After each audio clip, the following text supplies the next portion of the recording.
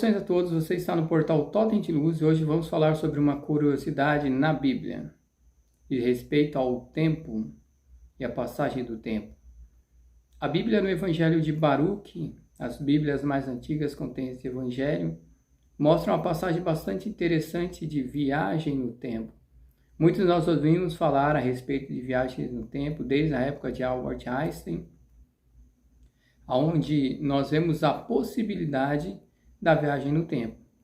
Hoje a ciência diz que isso é possível, mas nós não temos tecnologia suficiente para que possamos desenvolver a viagem no tempo.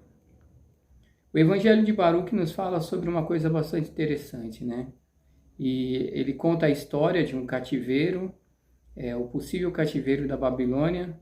Aquele povo ia passar por esse período de cativeiro e Jeremias, ele é avisado por seres espirituais que esse cativeiro aconteceria e ele tem bastante amizade com um jovem chamado Abimeleque. Abimeleque era um rapaz que Jeremias estimava bastante e Jeremias pede para que esse moço fosse poupado do cativeiro e de todas as vicissitudes que acompanham uma situação assim.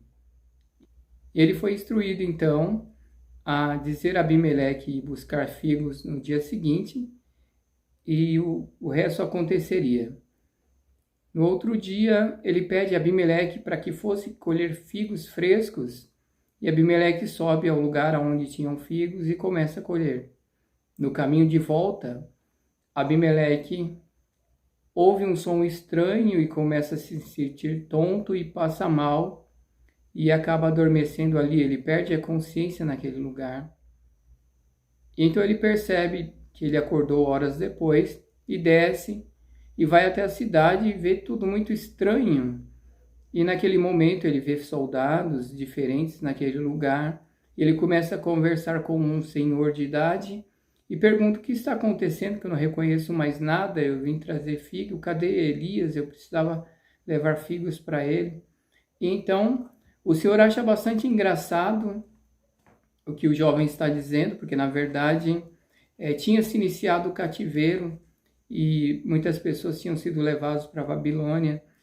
E o jovem começa a conversar com esse senhor e contar o que tinha acontecido. E o senhor pensava, esse jovem deve estar meio doido, alguma coisa está acontecendo aqui. E Abimeleque abre os cestos e mostra os figos frescos para ele. E o Senhor então entende que aquele jovem tinha sido poupado do cativeiro e tinha acontecido um milagre ali. E então o Senhor diz para ele, olha, Elias morreu já tem um tempo e essas coisas que você está dizendo já aconteceram há 66 anos atrás.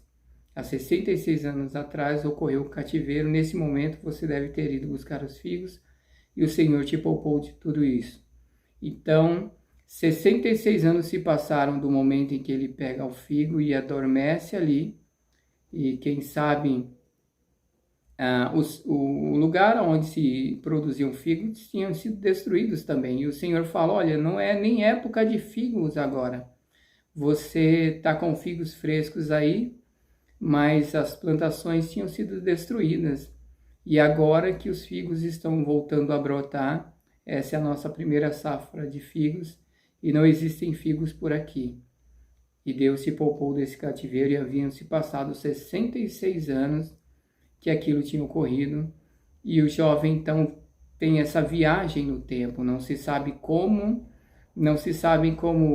ele foi salvo, porque na verdade se ele tivesse simplesmente adormecido ali e tivesse ficado 66 anos conservados naquele lugar, as pessoas que destruíram aquela região e destruíram até mesmo as plantações de figos tinham encontrado ali, mas na verdade é como se ele estivesse em uma região do hiperespaço, onde seu corpo também tinha sido transportado para alguma outra dimensão, onde ele ficou em suspensão e desperta depois, 66 anos à frente. Bastante interessante, né? A gente vê não só na Bíblia, no Alcorão, o Evangelho, na verdade o livro de Abacuque conta essa história, as Bíblias mais modernas não têm essa história, né? Apenas as Bíblias antigas e o próprio Alcorão e os escritos hebraicos e judaicos. E nós vemos em momentos da história onde civilizações antigas, né, mostram esse tipo de fenômeno acontecendo ao longo da história.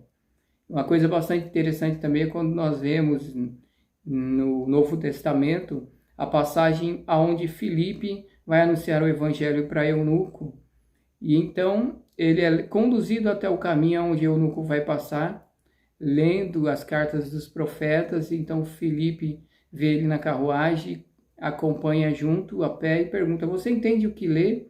E ele fala: mas como eu entendo se ninguém me explica? E ele pede para subir na carruagem e também começa a explicar os adventos dos profetas e o que seria Jesus na história, o que tinha acontecido ali, né, naqueles anos aonde se passou, então, onde foi anunciada a mensagem do Mestre Jesus, e ele explica que isso apontava para Cristo.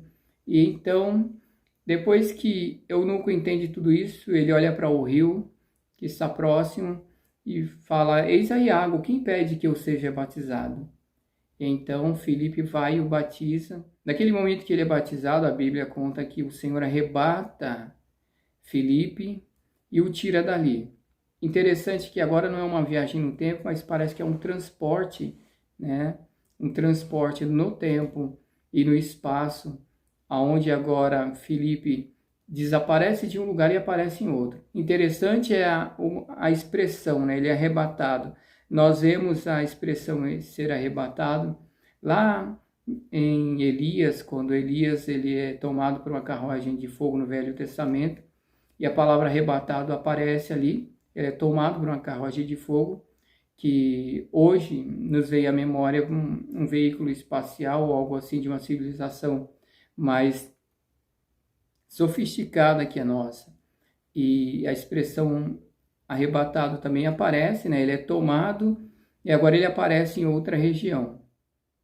No mesmo momento ele aparece em Azoto, que fica a 32 quilômetros de onde eles estavam, e lá ele continua anunciando a sua mensagem, né, de amor e de paz que os evangelhos anunciavam, né, e que Cristo anunciava durante a sua estadia no planeta Terra.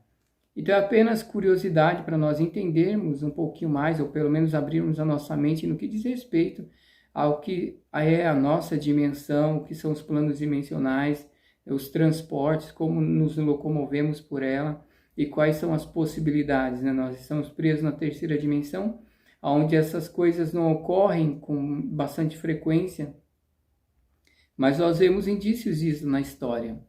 Então, o que não seria, então, em dimensões superiores à nossa, onde nós rompemos para o plano astral, né, e plano mental superior, por um plano monádico, búdico, né, até onde, né, essa manifestação da consciência, esses planos de manifestação da consciência podem nos levar e quais seriam os fenômenos aí. Né? Então, tá aí uma curiosidade para nós pensarmos um pouquinho a respeito. Um grande abraço para todos vocês que estiveram presentes até o momento. E fiquem na luz desse grande amor.